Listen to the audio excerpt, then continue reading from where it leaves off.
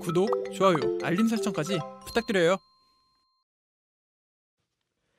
안녕하세요. 찐테크TV입니다. 요즘 증시가 널뛰기 하듯 변동폭이 확대되었습니다. 오늘은 조금 긴 호흡의 투자를 이야기하려 합니다. 10년 후 미래까지 꾸준히 성장할 기업들을 발굴하고 투자하는 방법에 대한 이야기로 10년 후에 자녀에게 물려주면 좋을 ETF가 어떤 게 있는지 알아보는 시간을 가져보겠습니다. 10년 후 미래를 전망하기 전에 우리가 해봐야 할 것은 바로 10년 전의 기업들을 살펴보는 겁니다. 과거를 알면 미래를 예측하는 데 도움이 되겠죠. 그래서 2010년 1월에 글로벌 시총 탑 10을 먼저 보겠습니다. 1위는 페트로차이나, 2위는 엑슨모빌, 3위는 마이크로소프트 순입니다. 10년 전인데 생소한 기업들이 몇 개 보이시죠?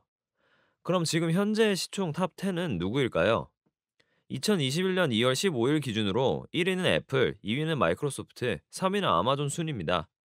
지금의 기업들은 모두 눈에 들어오실 건데요. 10년 후인 현재 정말 많은 기업들이 탑 10에서 제외되었죠. 10년 전 10위 안에 들었던 기업 중 현재 탑 10에 남아있는 건 오직 마이크로소프트 뿐입니다. 그만큼 빠르게 변화하는 시장이라는 것을 알 수 있습니다. 자녀에게 물려줄 기업을 찾으려면 10년 동안 시총 탑 10에 살아남을 기업을 찾는 게 좋겠죠. 그렇다면 10년 후인 2030년 2월 탑 10으로 남아있을 기업을 찾아볼까요? 하지만 그런 기업을 찾는다는 건 확률적으로 낮을 거라 생각됩니다. 그래서 조금 더 현명한 선택을 하기 위해 ETF란 것을 고릅니다. 시총 탑 10을 쫓아가는 ETF라면 기업이 바뀌더라도 바뀐 기업에 투자를 하기 때문에 상대적으로 안정적인 투자를 할 수 있습니다. 자녀에게 물려줄 기업 한 개를 고르기보다는 장기 투자인 만큼 ETF를 선택해서 분산 투자 효과를 누리고 리스크를 최소화하는 방법을 쓰는 게 좋습니다. 자녀에게 물려줄 투자이기에 당연 증여세를 짚고 넘어가야겠죠. 증여세 면제 한도를 보면 미성년자 2천만 원까지 성인인 자녀라면 5천만 원까지 면제되며 10년 단위입니다. 그리고 배우자에게 6억, 친족은 1천만 원까지 가능한데요. 우리는 자녀 나이에 맞게 성인과 미성년을 신경 쓰시면 됩니다. 미성년은 2천만 원을 증여했으면 성년 시에는 나머지 3천만 원의 증여세가 면제되니 참고하시기 바랍니다. 증여세율을 살펴보면 과세 표준에 따라 1억 이하는 10%, 5억 이하는 20%로 10%씩 세율이 상승합니다. 이제 본격적으로 자녀에게 선물하면 좋을 ETF 탑5를 살펴보겠습니다. 장기 투자의 관점에서 살펴봐야 하니 중장기적 관점에서 선정했다는 점 참고 바랍니다. 첫 번째 투자처 제안은 인도입니다. 미국과 중국의 경제 성장의 경우를 보면 인구가 곧 국가의 힘이고 경쟁력이라는 생각이 드는데요. 뒷받침해줄 근거로 2021년 1월 통계청 자료를 보시면 인도의 인구는 현재 13억 9천 명입니다. 그런데 지금 보시는 것처럼 인구 비중이 높은 주요 인구가 10에서 30대입니다. 여기서 10년이 흐른다고 가정한다면 주요 인구의 연령대는 30에서 50대가 됩니다. 그 말인즉 노동인구가 가장 많은 인구의 포지션으로 바뀔 수 있고 경제가 가장 활발히 성장할 시기로도 볼 수 있습니다.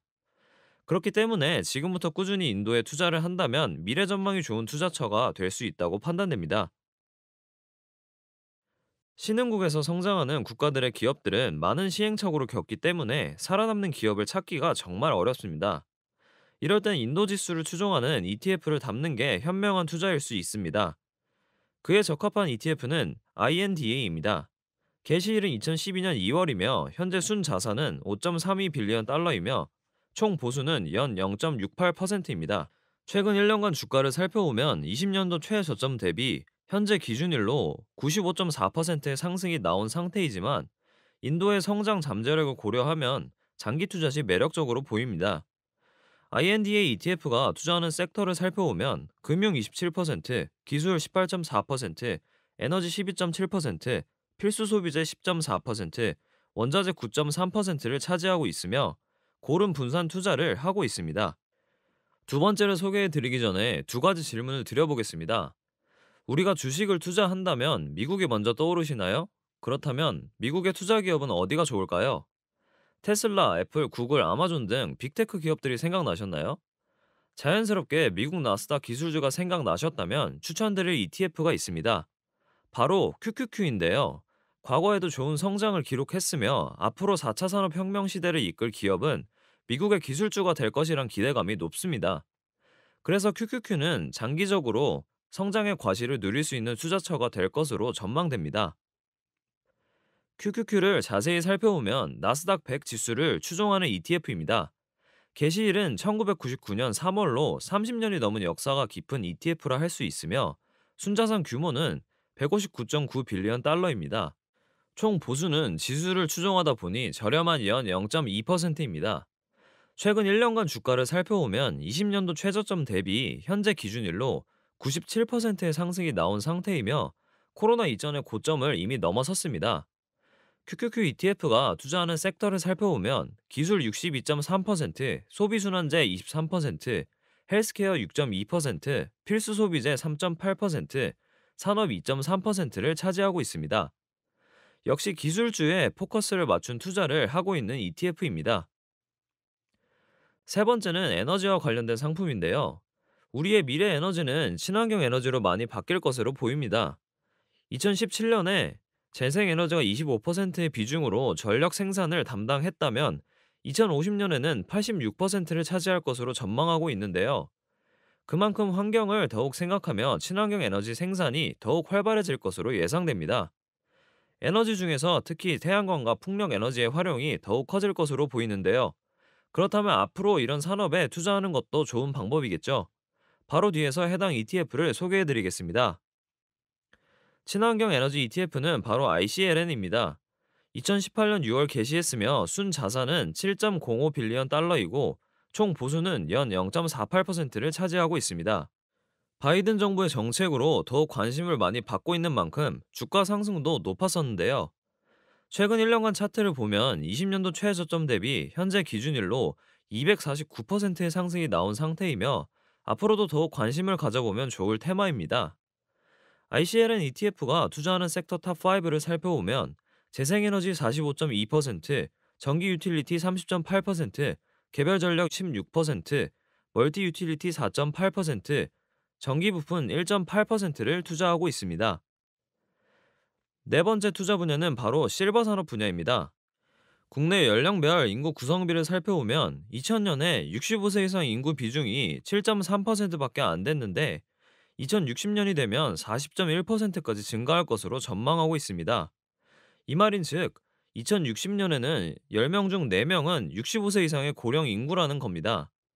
우리나라만 그런지 국가별 인구 고령화 속도를 살펴보겠습니다.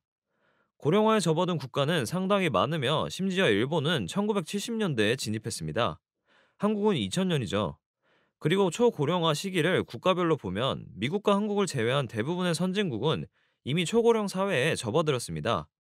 한국도 5년 뒤면 초고령화에 접어들며 미국도 15년 뒤면 초고령화로 접어들 전망입니다.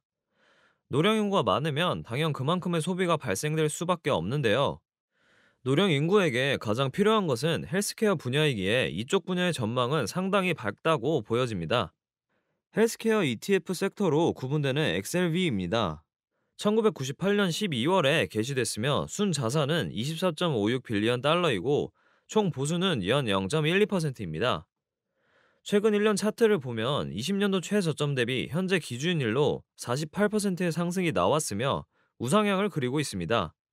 XLB 투자 섹터 탑5를 살펴보면 제약 37.5%, 의료장비 37%, 의료서비스 18.2%, 생명공학 5.6%, 의약품 1%입니다.